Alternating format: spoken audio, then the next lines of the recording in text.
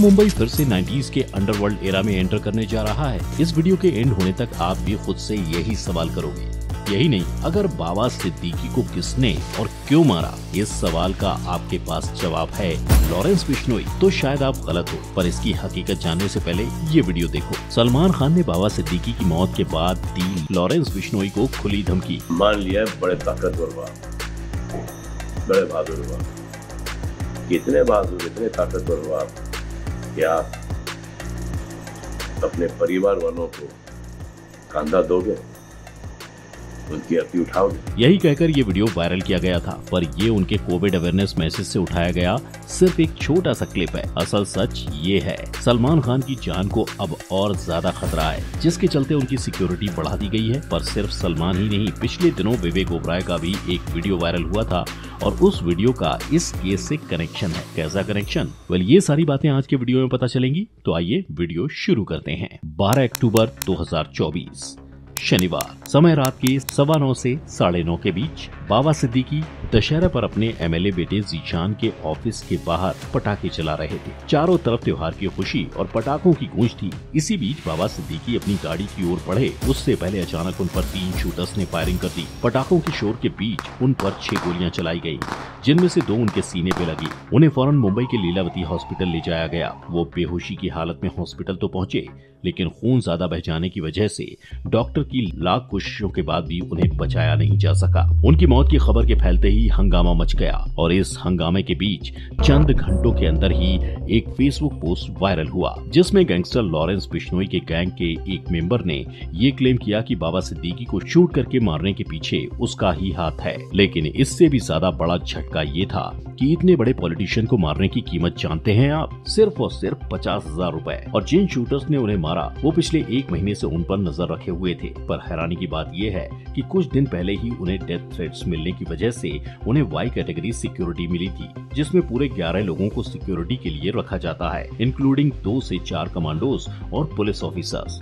फिर भी शूटिंग के वक्त सिक्योरिटी की आंखों में पेपर स्प्रे डालकर बड़ी आसानी से सिक्योरिटी को ब्रीच कर दिया गया। What's not so shocking is that 13 अक्टूबर को जब उनकी अर्थी निकली तो बड़े से बड़े पॉलिटिशियन, बिजनेसमैन और पूरा बॉलीवुड उनकी दुनिया से चले जाने की गम में शामिल था। इनफैक्ट बॉलीवुड भाईजान सलमान खान तो जैसे ही उनकी मौत की खबर उन्हें मिली, उन्होंने बिग बॉस की शूटिंग रुकवा दी थी। लेकिन इस शूट एंड मर्डर केस का एक मेजर नैरेटिव ये है कि सलमान की वजह से बाबा सिद्दीकी की जान गई। पूरी बॉलीवुड इंडस्ट्री और पूरा इंडिया जानता है कि लॉरेंस बिश्नोई सलमान खान को जान से मारना चाहता है। इनफैक्ट गिप्पी ग्रेवाल और एपी ढिल्लोन के घर पर गन फायरिंग तक बस इसीलिए हुई थी क्योंकि गिप्पी और सलमान की दोस्ती थी और एपी ढिल्लोन के म्यूजिक वीडियो में सलमान खान दिख गए थे। Not only this, Lawrence Bishnoi ने ओपनली ये वार्निंग दी है कि जो भी सलमान के क्लोज होगा उसके लिए अच्छा नहीं होगा। यही वजह है कि लोग बाबा सिद्दीकी के मरने की वजह इन थ्योरीज सलमान खान को बता रहे हैं, जिनसे वो काफी क्लोज थे। इन थ्योरीज मैंने इसलिए कहा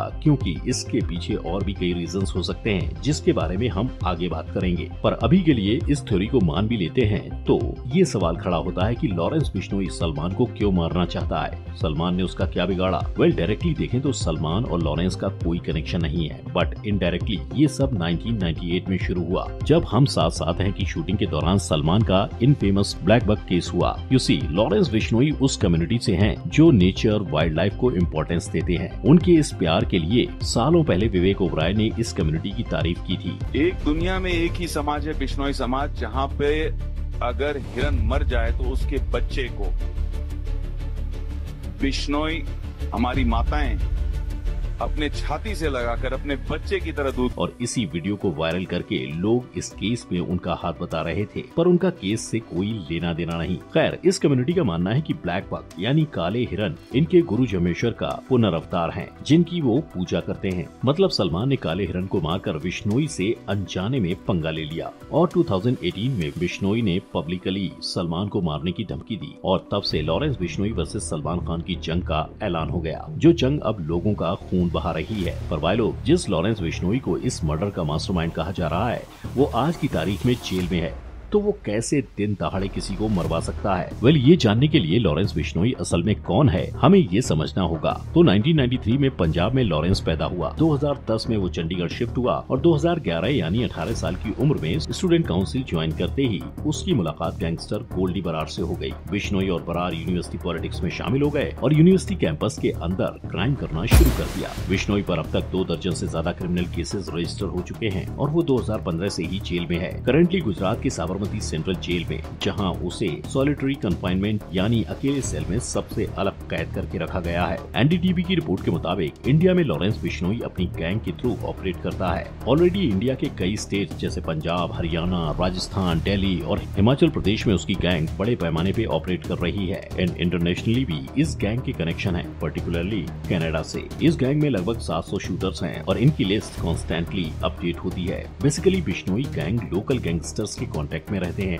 जो नए अक्सर नाबालिग लड़कों को हायर करते हैं। ऐसे लड़के जो जल्दी पैसा कमाना चाहते हैं, इन नए शूटर्स को खास टारगेट्स दिए जाते हैं मारने के लिए, बिना ये पूरी तरह समझाए कि वो किस बड़ी ऑर्गेनाइजेशन के लिए काम कर रहे हैं। इस रिक्रूटमेंट स्ट्रेटजी के जरिए गैंग चुपचाप ऑपरेट करती है।